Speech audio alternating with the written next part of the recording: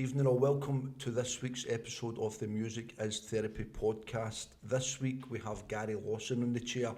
Gary's a vinyl collector, DJ, producer and organises the Good Clean Fun parties in Glasgow as well, alcohol-free events. So Gary, it's going to be interesting to get you on. I've known you for quite a wee while, but we've not got into the guts of your musical journey and how it all began really.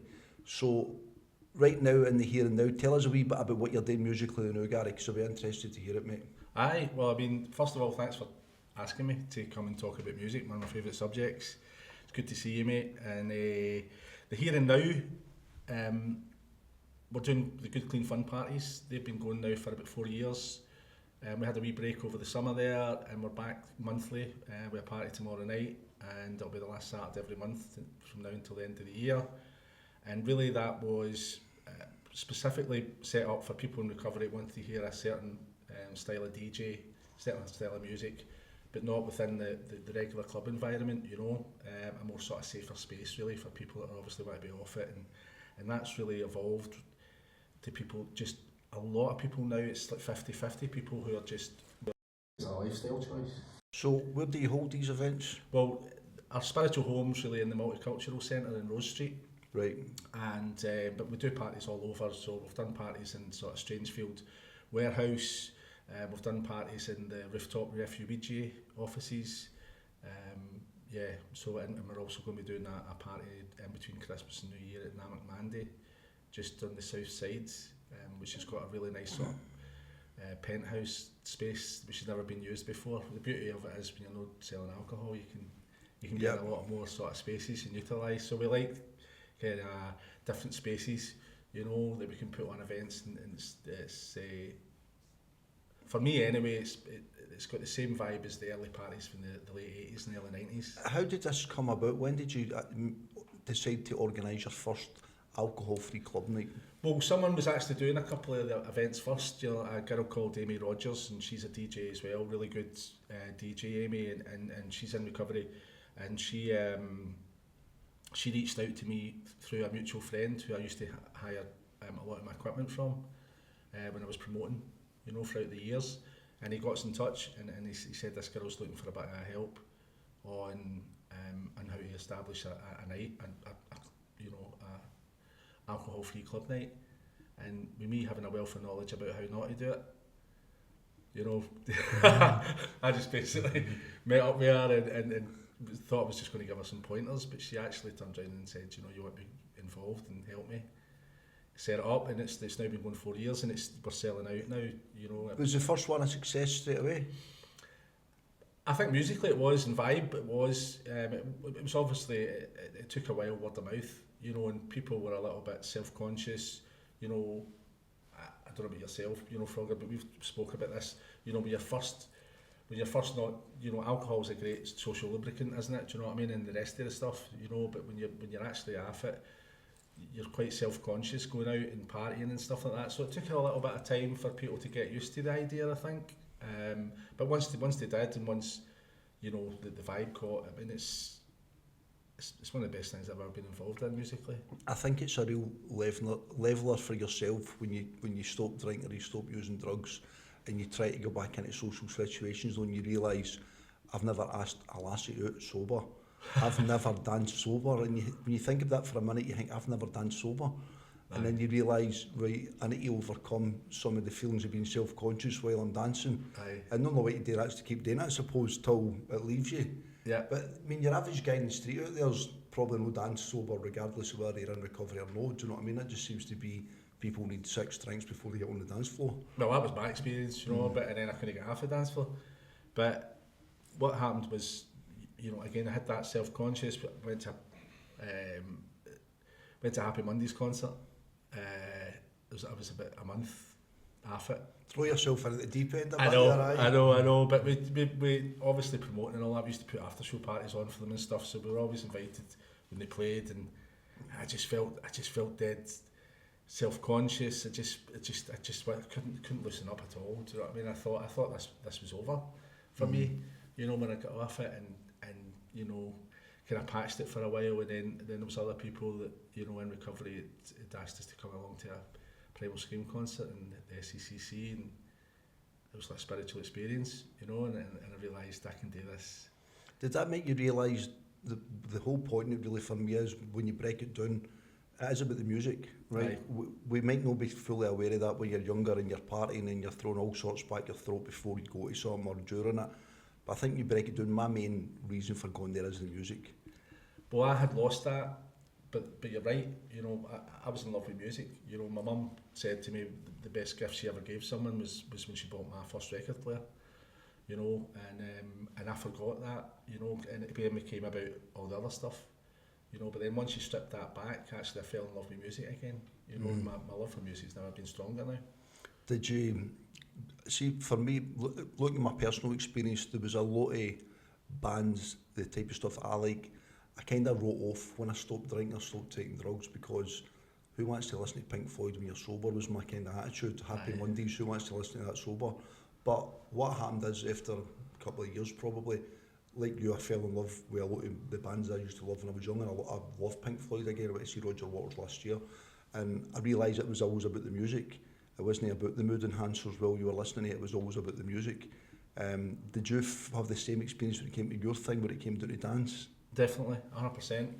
And now I enjoy it more, and I'm more tuned in. You know, what I didn't realise was, obviously, you know, it was a form of meditation, do you know what I mean? I was getting lost in the dance floor in the middle of the arches, you know what I mean? And didn't realise it was actually like a form of meditation, you know, chemically enhanced, of course, you know what I mean?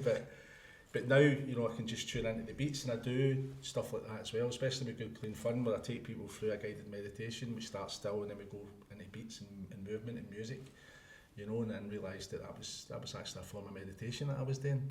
Well, you actually bet me to it there when you said that, because I was listening to a podcast the other day, and don't quote me, I don't know who it was, but it was that Davina Taylor. It was over at, my wife loves Davina Taylor because she's a bit of a health guru these days, Right, but again, she's in recovery and she's lived her life back in the day. And what she was saying, when she was young, being in some of the clubs in the North of England, the Hacienda and stuff like that, when you go in there and there's that repetitive beat, she goes, everybody's heartbeat begins to beat together, and it's almost like communion. You're not fully aware you're doing this at the time, you just know you're enjoying it, you just know you like it. She says, looking back now, she can see how she wanted that communion with other people, the repetitive beats with her heart, everybody's heartbeat gets in the same rhythm, everybody's dancing to the same tune, and it's very much getting in the moment, and it is a tribal experience, really. Connection, it's all about connection, you know, so all that stuff helped me connect at first, you know, and then obviously disconnected me. You know, completely disconnected me, and I thought that was I was completely disconnected from music when I first started, you know, coming about, you know, in recovery, and then of course slowly but surely that experience at Primal Scream, you know, everybody was singing the chorus of Come Together, coming out of the SCCC, and some of the band members come out afterwards and we started applauding the crowd, and we were actually still singing it, just going over the bridge at Finniston, and that was incredible. I was like, yes man, I can do this. And then, you know, just started going back to gigs, and then having incredible experience. The journey was just actually, it was a new journey starting, a better journey, you know, which I didn't think was possible, mate. You know, I thought that was it, it's over. So to have that experience sober, it's enhanced my love of music now, you know. And there's been so much other stuff that's came about.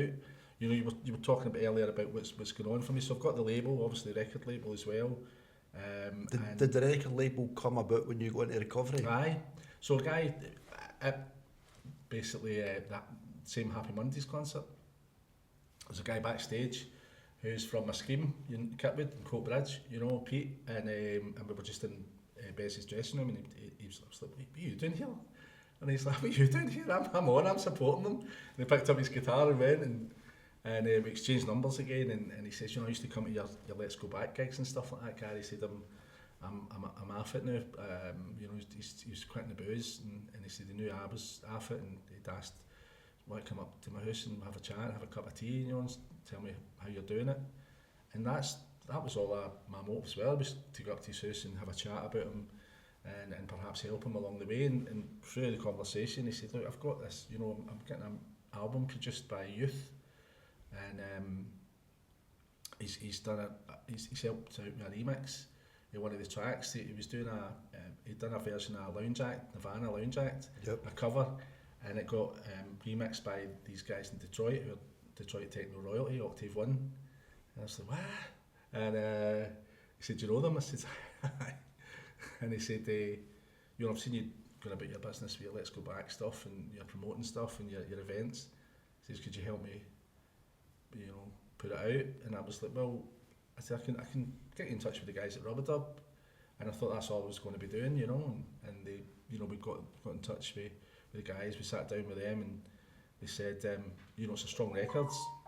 We can help you, but we can't manage a label for you. So Pete McLeod said, do you fancy starting up a label in? And I was like, I had just stopped promoting as well, do you know what I mean? I thought, they've put me back in again, do you know what I mean, straight away. And I was just like, I can't turn this down, It was that close. So we set up Made in Glasgow Recordings.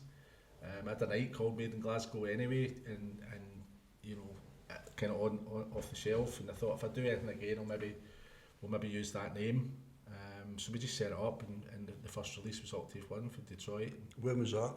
That was 2017, I think. So it's been only got a few years then. Aye, and we got Radio 1 support as well for George Fitzgerald, with the Residents, Thursday night.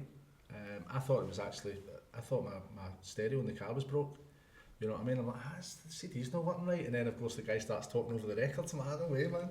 So you've heard one of your records on the radio? On Radio 1, Right. And then the second release, which I co-produced, was called Car Park in the Sky.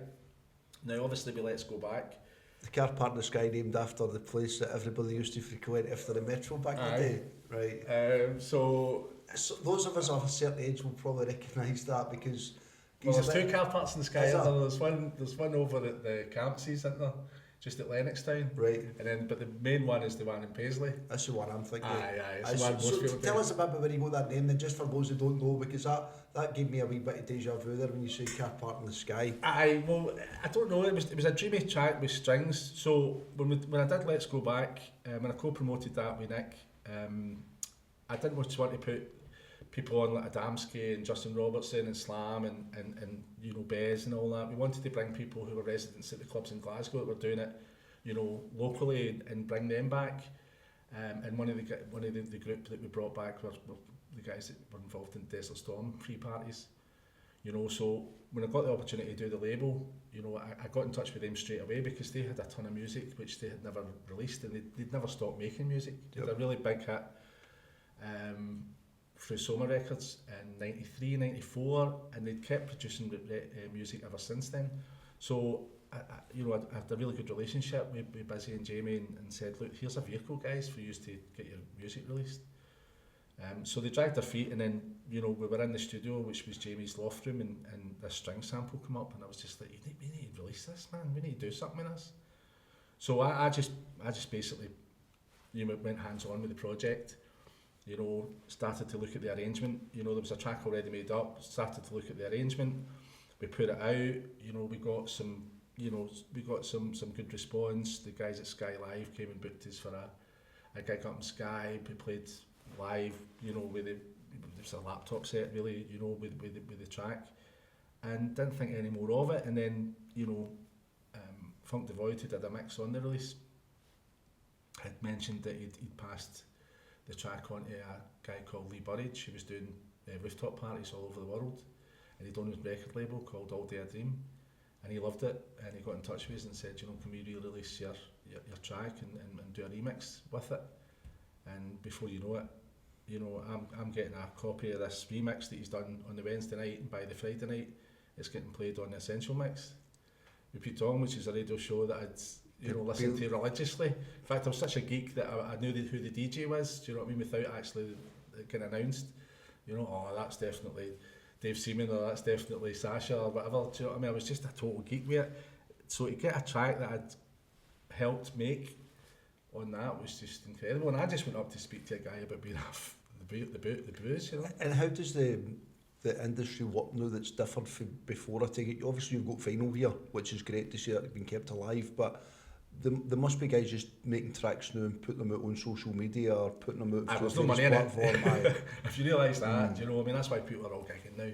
Do you know what I mean? But it helps if you're a touring DJ and you've obviously got releases, and it certainly helps when you're getting DJ bookings and stuff like that. But I mean, I think we made 78 quid last year, you know, which is alright actually. Do you know what I mean? But you'll not make a living off recorded music.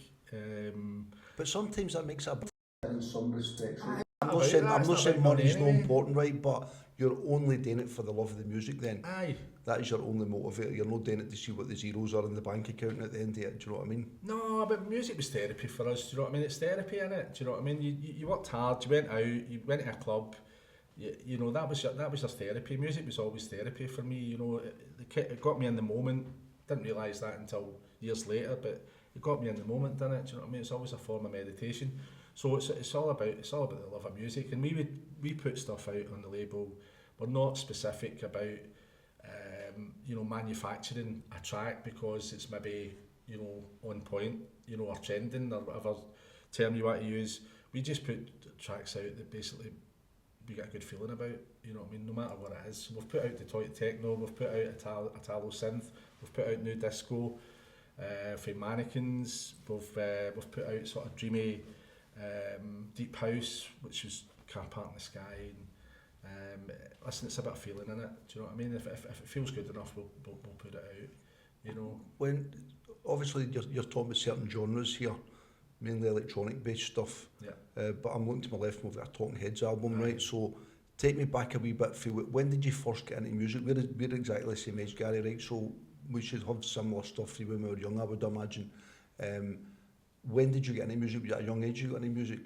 I mean, I didn't have any older brothers and sisters, so I didn't have anybody to influence me musically, but I had older mates. And there was one guy called Paul Mead, and he was about 3 or 4 years older than me, but he had a pool room in his house. He's all his older brothers had flew the coop, he was the youngest, and I just wanted to play pool in his house, so I used to annoy him and go round to his house, you know what I mean, and he'd take me up, let me play in the pool room, and he would introduce me to Japan, Depeche Mode, Talk Talk, Thompson Twins, all of that sort of stuff.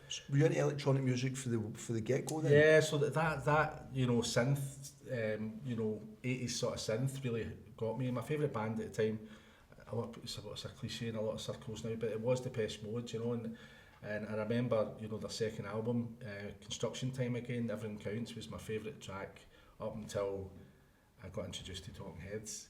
You know, I just loved that sort of synth, electronica sort of sound, you know, that sort of European sound. And very much synopsis with the 80s though, wasn't it? Aye, it was, mate, it was. And then what happened was, one of my mates' big brother had a party, and basically I went to the party, came back home, but sneaked back out again to go back to the party, this house party, and he was a massive, I didn't know I didn't know Talking Heads, you know, but we had this coal cellar, you know, so I was able to sneak out my bedroom one day, jump onto the coal cellar, down, back to the party, and he put on cassette, VHS cassette, this concert video, Talking Heads, man, and it just blew me away, man, do you know what I mean? That was, you know, that was Depeche Mode times 1,000, do you know what I mean? It was just, what is this, do you know what I mean? By the time it got to Bernie Worrell doing the synth keyboard to Once in a Lifetime, man, I was just, it just chewed me up, spat me out. Something very unusual about Talking Heads, and I can't quite put my finger on what it is. There's something about the band that are really, really appealing to me. I know I love Talking Heads. Aye. But, and I just remember my mates' older brothers stopped making sense. That was a big thing for them, and watching it in Psycho Killer and all that kind of stuff. Well, it's a 4x4 beat there, because obviously he's got the ghetto blaster in it, do you know what I mean? There's a tune I want to play, and he puts the play on it, and it's a 4x4 beat that starts, do you know what I mean? And before the bass line with Psycho Killer comes in, and then all this stuff comes on, and it's just like, it was just funky, as groovy as, I'd never seen anything like it or heard anything like it, do you know what I mean? I think that was that perfect starting point for me to my favourite genre, which is house music, you know. And did you get into house music quite early on?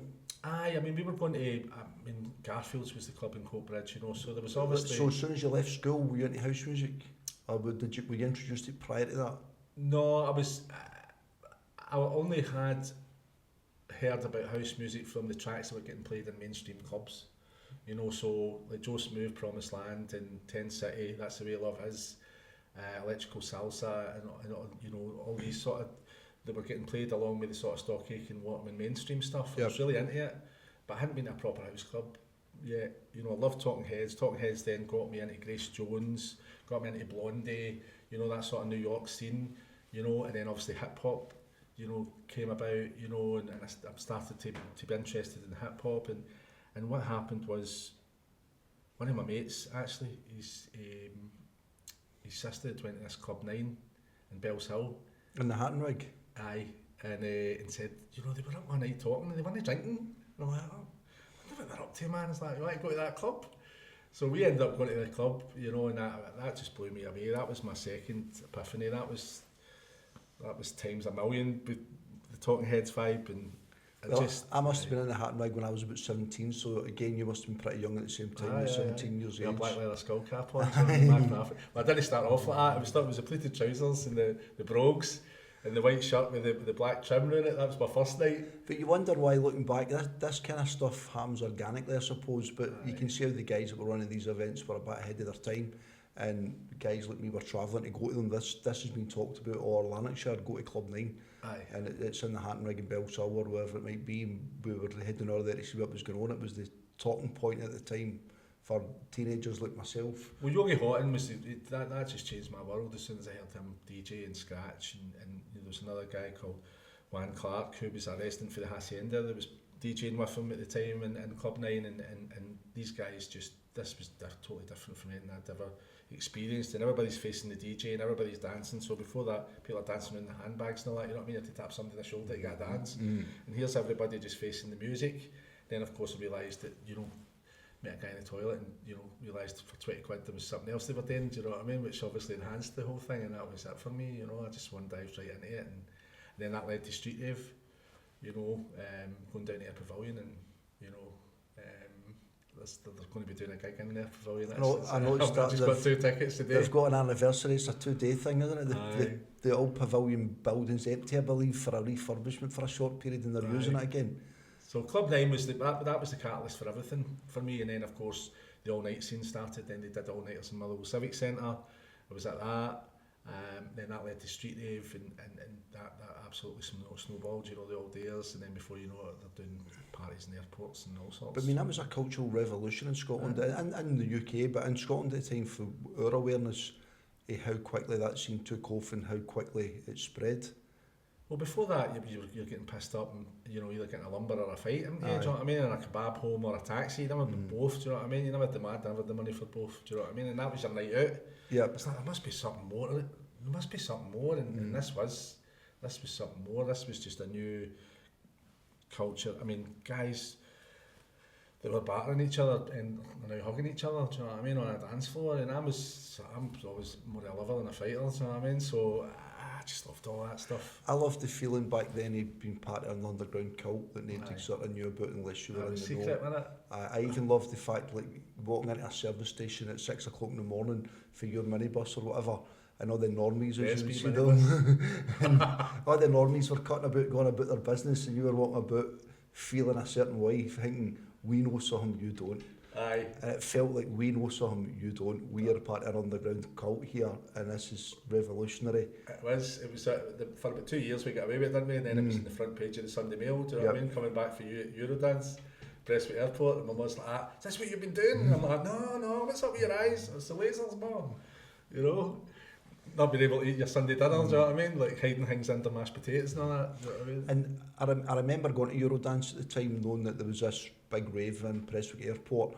And my vision driving up there was it was going to be in a hangar at the side of the airport. Some was just going to be a big hall of some description. I didn't realise they'd had the whole terminal building before it went to an international airport. That's nuts, isn't it? And I can't go through Prestwick Airport now as an adult without telling people I was dancing on that bit there before. We were sitting there rolling joints or whatever it was, and how phenomenal that was, how many people were crammed into that airport, and how big an event that was. I don't know how many held in there. There was probably maybe 4 or 5.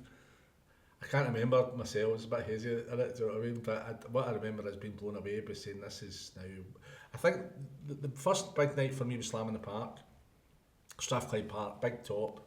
Here's a place you used to go to as a treat as a kid, and this musical, you know, I thought I honestly thought in 1989, 1990 it was going to phase out by the middle of 1990. Do you know what I mean? How long was that, man? We're still doing it, 2025. And it's evolved, like, it's incredible. And did that consume your whole Aye, that was all I wanted to do, was basically work hard, get the heat down and party at the weekends. You know, that was my therapy. You know, going in, you know, listening to the DJs, it was just so exciting, wasn't it? It was just so new and exciting, and this new music, which I loved, because it kind of married the 80s synth sound along with the sort of Talking Heads groove, you know, and that sort of funk style that I love as well. Do you know what I mean? And this sort of combined both of that. And there was probably a natural progression for a lot of people. Like you say, I was thinking of this when you were talking earlier, Gary. The 80s, a big majority of the pop music team was synth-based. Yeah. As though we just seen it as pop music as kids. Yeah. The Depeche Mode, Yazoo, Erasure, Depeche, New Order being big at the time, etc. And it was a very modern vibe to the music. It was different to the stuff that came before. Pet Shop Boys, even if you look at that kind of stuff. I love the Pet Shop Boys. I mean, they took over Radio 1, you know what I mean? It was all house music they were playing, underground house music, you know, you're like, they know what they're doing, you know. It was just an incredible time to be young. You know, obviously Glasgow, with the City of Culture, 1990, all the clubs were on open late. And here we, you know, and I'm cutting about Kirkwood scheme, do you know what I mean? As I said, with like the kickers and the Map of Africa pendant and the skull cap and Dungarees. the Scotch Gabosh, dungarees out of flip. So where did you go for there? See when the street rave thing was fading. When I don't know how. I know street rave's still on the go, by the way, and I know there's still a lot of events, but well, they changed the colours, didn't they? And we did stuff in the vaults and all that. I kind of gravitated more towards stuff that was going on in Glasgow after that, really. You know, like stuff in the art school and the sub club and the Archies. Did do colours for a time, and then I kind of it got a wee bit mainstream for me. The super club kind of vibe, and I was more into your sort of more underground stuff, which is what they originally played. You know what I mean? Obviously, Street Rave used to do what label showcases and all that sort of Sheffield bleep stuff. I really loved. I think that happens with a lot of scenes, though. It gets to a point. It's an underground cult to start with, then the mainstream getting on the act a wee bit, and it becomes a money maker for a lot of record companies. So every club you went to back then, even the really shitty nightclubs in Hamilton Palace and stuff like that, was all dance music they were playing. But before that, you had to hire you know, hotel function suites and sports centres and all that kind of stuff, because they didn't want to take a chance on house music. And it was Thursday nights was the first sort of house club in Coatbridge called the Boiler that I went to. You know, the Crew Club was a Thursday night, you know, and then you know, and then of course it starts going mainstream. There's nothing wrong with that, you know. It's just I just seem to gravitate more towards parties that were going on in the sort of Soundhouse and stuff like that in Glasgow, you know, the more sort of underground sort of techno. Your musical taste changing a bit? It did change. You know, it got more sort of underground, if you like, you know, a bit more sort of deeper house sound, and you know, as I say, there's nothing wrong with where they went to. Colours went to, had some brilliant nights at Colours, you know, but I just wanted to go. I wanted to get sweaty again. Do you know what I mean? In the joggers on and the trainers. Do you know what I mean? I didn't. Yeah, that was my sort of vibe. When did you start collecting vinyl then? I always collected vinyl. I mean, 23rd Record Precinct, 23rd Precinct record store in Bath Street in Glasgow. That was my first proper vinyl. Electronic vinyl was Nightmares and Wax Districts. From there, I mean, you know, I remember queuing up, waiting for it to come in, and I just kept vinyl for then. But before that, it was Rollers and Coatbridge. I didn't have a record player, but my gran had this lovely Hitachi sound system, so I'd go up there on a Saturday and I'd buy my records out of Willie's, you know what I mean, and with Depeche Mode and Talk and all that kind of stuff.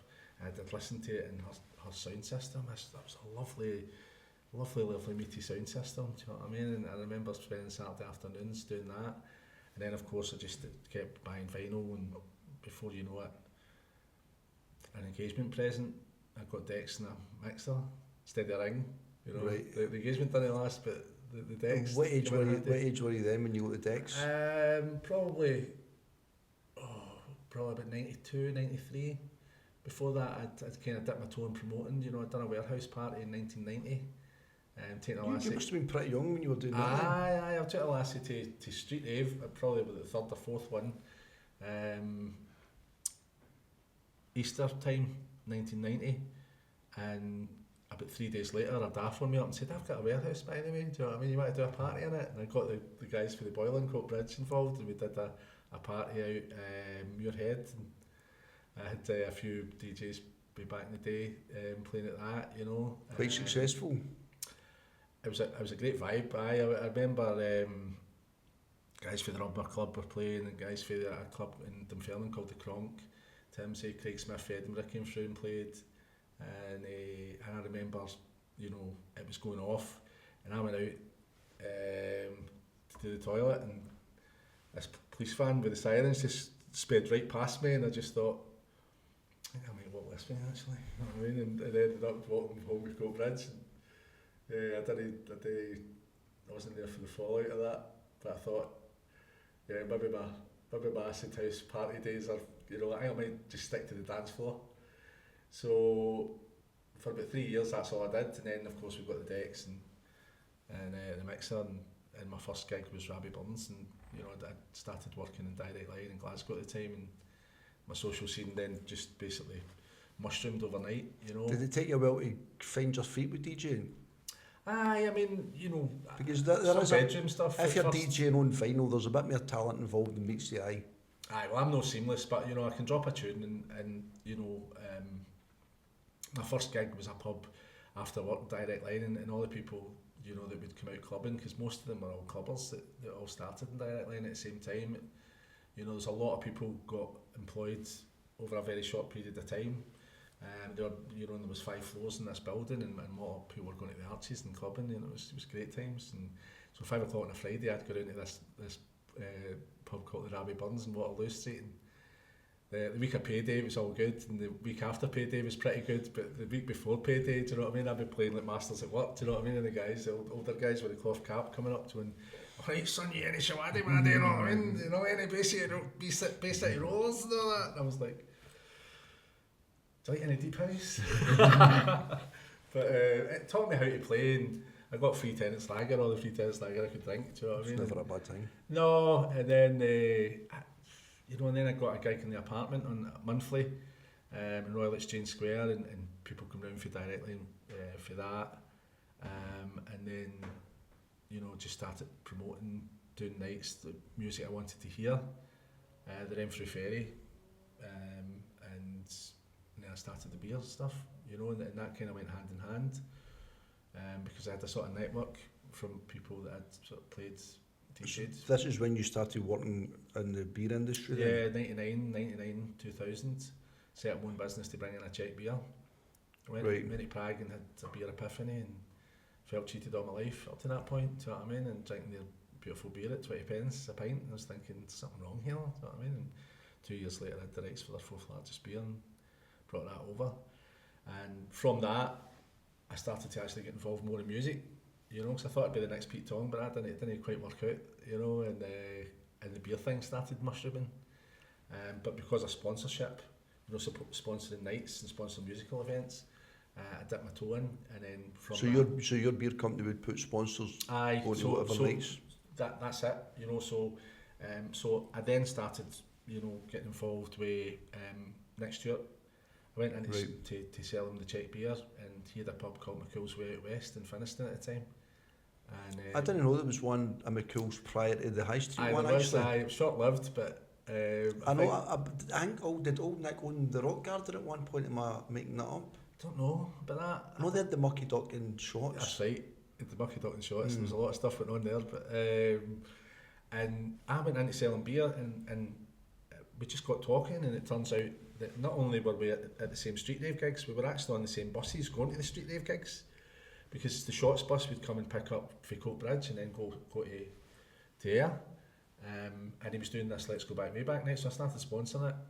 He introduced me to a guy called Alan Gray who'd set up Rubber Dub Records, and I was going to sponsor a free festival in Kelvin Grove Park, and this started a really good relationship between the two of them, and then we've got involved in all sorts of musical events and club nights, and I ended up co-promoting Let's Go Back Way Back. So given the title of the night, I take it you were playing retro type music at the time? Yeah, it was basically house, rave, you know, hip hop, you know, from about 86 to 92, you know, but going a wee bit deeper, going a wee bit more sort of underground to all the sort of mainstream stuff.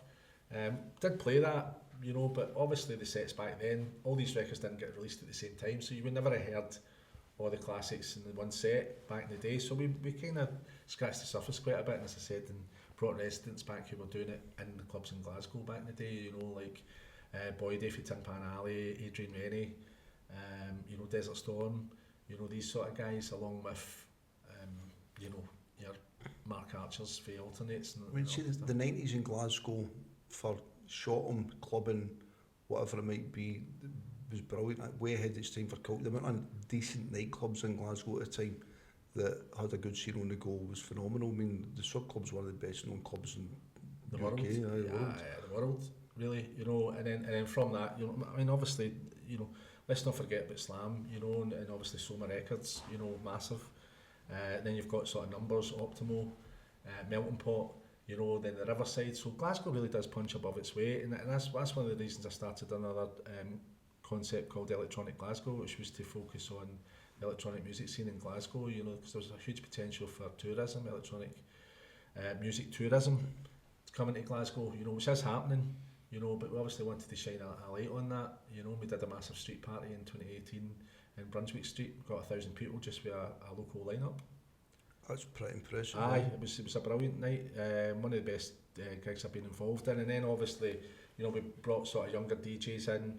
The next year we did a festival, if you like. We just bookend two weekends, and just basically said to a lot of promoters and stuff, what he's doing, do you want to come under this one umbrella, because it's a festival in Glasgow every weekend if we just all come together. There must be a younger generation coming through now. Obviously we're guys of a certain age now, but there must be guys in their late 20s and their early 30s who have got their own musical journey with the electronic club and stuff, and they're bringing that to the table. You involve with guys that are a lot younger as well. I think naturally, if you still, you know, promote, you know, then naturally you're going to get involved with more sort of younger people, and obviously. Are they interested in hooking up with guys who are age? Do they see us as being pioneers of the scene, or do they want to just do their own thing? I just done my own thing, and then, you know, try and help people along, you know, so it's all been quite organic, mate, you know. There's never been any sort of business plan or anything like that, ever. It probably should be, you know what I mean, but, you know, like Stevie, who are Elements, who are, you know, hire equipment off, he introduces me to Amy, who wants to do the sober nights. You know, in terms of Electronic Glasgow, there was people that wanted to, you know, highlight about this amazing world-class scene that we've got in Glasgow, and, you know, and because of this Scottish cringe thing that we kind of talked about before the interview, you know, people kind of seem to get embarrassed about it. You know what I mean? Shout about yourselves, you're world class. You know what I mean? You shout about yourselves. We're not very good at that in Scotland in general, though. No, I know, you know, and obviously that Glasgow thing, I don't get too big for your boots and all that. No, get big for your boots, because you're world class. You know what I mean? We've got so many world class DJs and producers, and we do punch way above our weight. You know, and any DJ will tell you, you know, that comes to a club in Glasgow or an event in Glasgow, will tell you the crowd are world class. Well, I think in music in general, even without, I mean, how many times is the Barcelona voted the best gig venue in Britain? And that's certainly not for the premises, it's for the people who attend the premises. Oh, I mean, the clubbers in Glasgow, do you know what I mean? You know, when you're on a night out, you know, it's got to turn into 3 nights out. Well, that was the story, wasn't it? Do you know what I mean? The Empire Bar on the Monday morning, do you know what I mean? With a rolling sausage sitting in front of you, do you know what I mean? There's no way you could eat it, do you know what I mean? So my ethos now is just to help other people and, you know, give experience to them, and, you know, obviously being a promoter since the 90s, and you know, really having released some stuff, and still doing a regular club night which is successful. Anybody that's, you know, that needs a wee hand, you know, I guess it's just building up people's confidence. You know, I seem to be able to identify talent, you know, and did you find there was a gap in the market really for people out there who were looking for that type of night, who no longer wanted to live the hedonistic side of life, but they still wanted to enjoy the dance floor? 100%. There's loads of people out there waiting for this to happen. Well, I was one of them. Do you know what I mean? I want to hear a certain type of music. You know, I don't have a problem going to a club, but I'd rather be in a space where like-minded people, and because there's just a different vibe to it. There's just a different atmosphere, and people, it's almost like innocent, and it's like back to that, as I said, those early parties where people just went for, specifically for the music. Of course they're necking a wee half pill, do you know what I mean, and they're dancing all night, but that's all they were doing. So at Good Clean Fun, that's what people are doing. They want to come, they want to be in a safe space. People don't want to be annoyed about, you know, people coming up to them with unwanted attention, do you know what I mean? You don't want to cop off with them or anything like that. People just want to be left alone to dance, and that's what's happening. And there's a lot of younger folk who have just made it a lifestyle choice, who are now coming to the club as well. In fact, it's probably, you know, they're probably tipping the balance now, people that are coming, rather than actually just people in recovery. So they're not in recovery, they're just choosing no, they're just choosing, they don't want club night because you just like it. Which is quite incredible. I think when I look at the younger generation now, there seem to be a lot of them coming up now, they're not as consumed with drink or drugs as what we were when we were young. They seem to be living a bit of natural, more healthier lifestyle. They hang about Starbucks quite a lot, and they're in the gym a lot and all that kind of stuff, where there is at least a section of society seems to be living a wee bit more positive now. That's what I'm finding anyway, we're doing this night, do you know what I mean? And you're seeing people that are coming, and obviously we do food at it as well, and they're very conscious about what they're eating, you know, what they're actually putting into their bodies and stuff like that, which wasn't my experience like, do you know what I mean? I just grabbed it and asked questions later, do you know what I mean? So when did the hedonism all stop for you then? Well, it had to stop. Did you have a drop the mic moment and you thought, right, that's over? It was just one party too many, do you know what I mean? The fun had stopped, and it was getting quite nasty and not enjoyable, you know, and after 1 3-day bender too many, it was just like, I don't want to do this anymore. And somebody reached out to me and told me what they were doing. I hadn't seen them for a fortnight, and explained that they were getting a bit of help and how they were getting helped, and that kind of, sooner or later that became a good idea to just find out a bit more of what they were doing and then going, and I've not looked back, do you know what I mean? So, you know, for me, it's the best decision I ever made. And then of course it's lent on to have a wonderful continuation of this musical journey, which I thought was over. Was there so you say you thought it was over, what was the gap when you got clean before you started playing music again or started venturing out into the world of music? Well, I mean, I still was promoting Let's Go Back, but then I had to stop really for my own recovery, you know, because it was just that environment. You know, there's nothing wrong with it, do you know what I mean? It was just wasn't the right environment for me, as it turns out, and I had to take a step back. And then the opportunity for the label came about 2 days later. So I've kind of kept myself busy with it. Definitely, it took me about 6 months before I felt even comfortable in a gig or a club as a punter. Do you know what I mean? Because when I was promoting, I was working. Do you know what I mean? So I always had stuff to, you know, occupy my mind. You know, but as a punter, it probably took a good 6 months to a year to even get remotely comfortable. Going to a gig, and now it's just like second nature, you know. I mean, Good Clean Fun, the dance floor's busy right from the first tune to the last. That's excellent. I mean, I've been to one of your events before, Good Clean Fun events, but I'll definitely try and make an effort to get to more in the future. It'd be good to see you there, mate. Yeah. Well, my musical taste changing all the time as well. You get a wee bit more open-minded as you get older, and when you're younger it's black and white thinking, I suppose, with music, where you're getting a bit more open-minded with what you like and what you don't like, do you know what I mean? And I'm happy to dip my toe into whatever scene, unless it's heavy metal, of course. That's always going to be a normal. As far as, I mean, there's a lot of the country stuff, I'm not a hardcore man, you know. Listen, each to their own. I get a buzz out of seeing people enjoy themselves through music, you know, but I wouldn't specifically go to a hardcore night, you know. I love my breakbeat rave. Are you still buying tunes now, Gary, and still seeing out the new? But what I'm finding is it stuff you're buying for the past that you've always wanted? I'm finding that more, but there's stuff that comes up like Anthony Schmerick, who's a sort of spoken word artist from Stockport. You know, he did an album out recently, so I kind of found my way to him. You know, so there's always new artists as well. So it's a mixture of both, but I'm kind of finding that I'm going back to, like, say, your Roy Ayers and your Curtis Mayfields and your incredible bongo bands, and, you know, there's all that kind of stuff, and the stuff that sort of hip hop records first sampled. You know, I'm getting interested more and more in that, and buying more and more of that stuff, and playing more of that stuff when I'm out, because, you know, I'll promote Good Clean Fun, and I've DJ'd at it, you know, a couple of times, and probably will again. But the gigs that I do more when I'm playing my records, it's all pub gigs now. Do you know, it's not club gigs, because I can be a lot more eclectic. I can play my Talking Heads, Right. you know, I can play my Grace Jones, and I can, you know, Kate Bush, and I can, you know, nice sort of jazzy Saint-Germain, you know, house and jazz funk and a bit of rare groove and a bit of 80s or whatever, do you know what I mean? So, We normally ask anybody who comes on the show to bring a favourite album, right? Thankfully, you've got a great choice here, right? Because we've had guys turn up before they don't own any vinyl, right? You've got a massive collection. You've got a few here for us, Gary.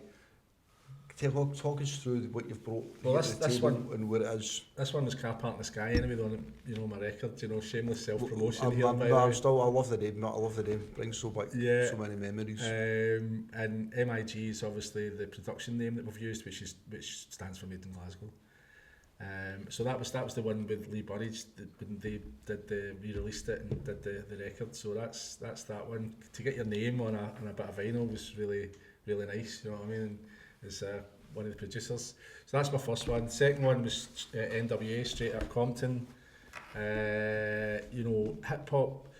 At the early house parties, you know, there wasn't enough records going around, you know what I mean, and obviously these DJs are playing for 12 hours, so there was a lot of different genres that were going into, you know, there was only so much house records in circulation, so they were playing sort of hip hop, playing soul, playing garage, and I got introduced to NWA and De La Soul and Public Enemy through these early parties, you know, so this one straight out of Compton, you know, what a groundbreaking album that is, you know, I mean, it's real poetry about their environment, their circumstances, you know what I mean, and they're basically, it's a social record, really. Is this a classic for you, for back in your youth then? That definitely, you know, express yourself and straight out of Compton and you know, the whole album, you know, there's electro stuff in there as well, it's just a brilliant album. Then you've got Ray and Christian, who are a Manchester duo, sort of hip hop, trip hop or whatever you know label you want to put, sort of Massive Attack kind of vibe, as well as, you know, I've done stuff co-produced with the Jungle Brothers here in Texas and stuff like that, so Northern Euphoric Soul. I remember doing Sorry, when did this album come out? This was 97. 97, right. So this was a wee bit later, but this is more a sort of my late 90s influence, and this what's led to my more sort of close to my sound when I'm DJing now. It's that sort of stuff, you know, the original sort of jazz funk, that hip hop samples and different things like that. But this was a moment for me. We were doing a room in one of Yogi Horton's weekenders in Dumfries, and is this the Soul Weekenders he's been on the past 2 years? And basically we just put this record on the Sunday in the sound system in one of the rooms, man, and just listened to it all the way through, man. It was a good moment, that, actually, me and Rob Mason. So that's why I grabbed this one. It's got fond memories. And then the next one was the first probably after hours entertainment with music. You know, there wasn't like chill out, or I wasn't certainly aware of chill out at that time, you know, with the late 80s, and it was Soul to Soul in it, do you know what I mean? Club Classics Volume 1. So I mean, that was the Afters soundtrack, really, coming back for the early raves. Huge album at the time, though. Aye. Huge album at the time. Brilliant, man. Do you know what I mean? There's so many bangers in it. You know, Jazzy's Groove, do you know what I mean? It's a favourite of mine on this album, you know. But obviously, you know, Back to Life and all that. Do you know what I mean? It's still playing live regularly now. So I seen a couple of years ago, but I'm pretty sure they've played since. Aye, I mean, they're still going, they're still doing the stuff, and they're still producing, and Jazzy B's still DJing in the circuit, and a very good DJ, I believe. We were talking about the clobber they released the weekend. Me and my mates actually, Academy in Queen Street, selling the Soul to Soul hoodies and joggies and Soul to Soul t-shirts and all that. But that was one of the things, do you know what I mean? Like, so we got the bus, you know, the 261 for the Wifflet, and you go into the East End, all the way through East End, and you stop off at Ingram Street. And I had to go to every store first before I buy anything. Then I would go back, and that's when you got all the flyers for all the clubs and all that, Yeah. do you know what I mean? So that's when I found out about Slam and the Slub Club and Nick Peacock and Harry and, you know, Tin Pan Alley and all these different clubs, you know. I mean, it was through flyers for the clothes shops. So, you know, so we'd start off at East Nissan, you know, and then go down to the hat shop, and then you go down to the warehouse, then you go down to Virginia Galleries, didn't you? And then you're into... Virginia Galleries is great for records. I'm sure Yogi had a record shop on there at the time. Yeah, actually. Rubber Dub had the record shop in there as well. And So, you know, you pick up some vinyl there, and then you go to Queen Street. Now, what was there was Academy in Queen Street, and there was another Stones next door to it, which was a bit Stones. dressier, but I quite like some of the vibe in there. yep, You know, and very then, very clubbery. It was dead Aye. clubby, good Glasgow clubby. It fitted in perfectly for this era. aye, I didn't mind. There was that sort of get a grip, sort of steel toe cap kind of vibe in there. Yep. You know what I mean? And there was that's, you know, sort of dress sense. But you know, I'm not in the football scene. Do you know what I mean? I was never in the football scene, but some of the stuff I would wear kind of coincided with that. You know what I mean? I did start wearing Burberry when there was the shop in Buchanan Street, and CP Company. You know, Chippy. You know, I was more a sort of duffers kind of guy. There was a Chippy store in Glasgow back then, in the Italian set with their Armani shop. We had Smith's Menswear, a warehouse. I mean, Glasgow in the early 90s for music and for clothes and for culture in general, I think, is phenomenal. Huge. I mean, going to Princess Square and just cutting about Princess Square on a Saturday afternoon, do you know what I mean? And Catherine Hamnet and the Natural Shoe Store, and then out to Cruise and Blitz. You maybe take a wee poke into Blitz just to see what was going on there. That was very dressy. Yep. And then there was that just one wee shop, wasn't there? Do you know what I mean? In was Union Street, Cruise. Then they start. There's a shop called Smith's Smith's Menswear. where I got my first CP Company sort of jumpers and stuff out of. But Cruise started opening more and more stores up Renfield Street. Aye, and then before they eventually moved. took over that whole Aye. block, didn't they? Do you know what I mean? But the first time I knew it was the Salty Soul, and there was this red Armani sort of bomber jacket, and I was saving up to buy it, and I went, I had enough money, and somebody had bought it before me, man. I was gutted.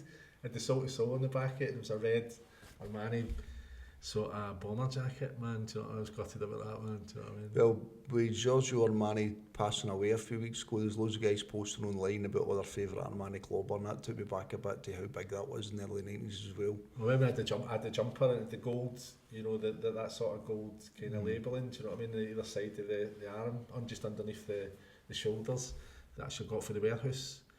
And at the time that would have been 120 quid in 1989. That's a lot of money, you know what I mean? It was a hell of a lot of money. I don't know where I got the money, I man. don't know. I don't know how I managed to do what I'd done back then. I was making apprentice wages some of the time. I was working part-time in the co-op. I was out 3 nights a week, and I was dressed head to toe the best of stuff, but I was literally catching roll-ups at work on a Wednesday, do you know what I mean? So I had no money left. Aye, do you know that what I have been, do you know what I mean?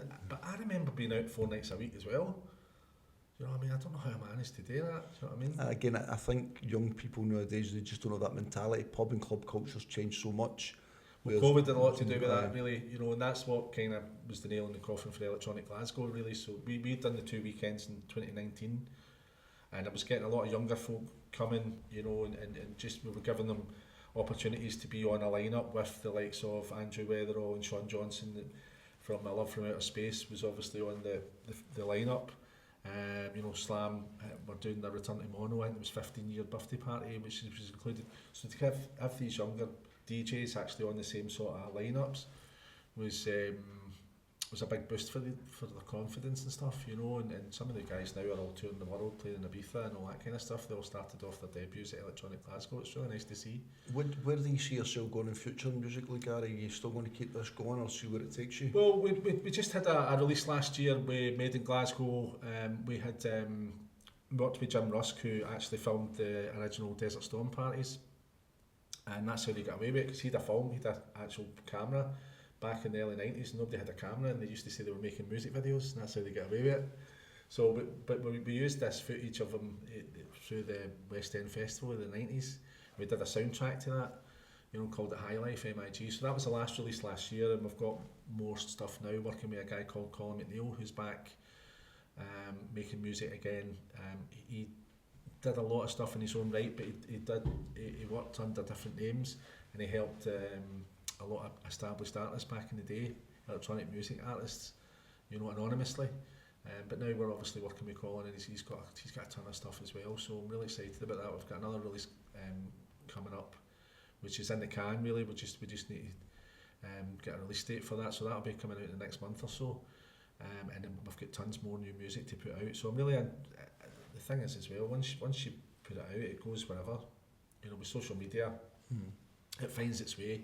Just like Car Park in the Sky did, you know, it got the years of Lee Burridge and before you know it, it's getting played on the biggest radio station in the UK. Before we wrap this up, Gary, where can people find you on social media just in relation Just my own to name, Clean do you know what I Fun? mean? Gary Lawson on Facebook or Gary L on Insta. Has Good Clean Fun got a page? Good Clean Fun has got a page as well, do you know what I mean? Amy takes care of that more than I do. Right, excellent. Listen, thanks very much for coming on, Gary. Really much appreciate it. We could talk far more. You've got a lot of records I'd off, love to, buddy. aye, But we might get you back on again, buddy. Aye, But thank you definitely. very much. It's appreciated, mate. Oh, Cheers, pleasure, Gary. mate. Aye, Thank all you. the best for all that. Cheers, mate. God bless.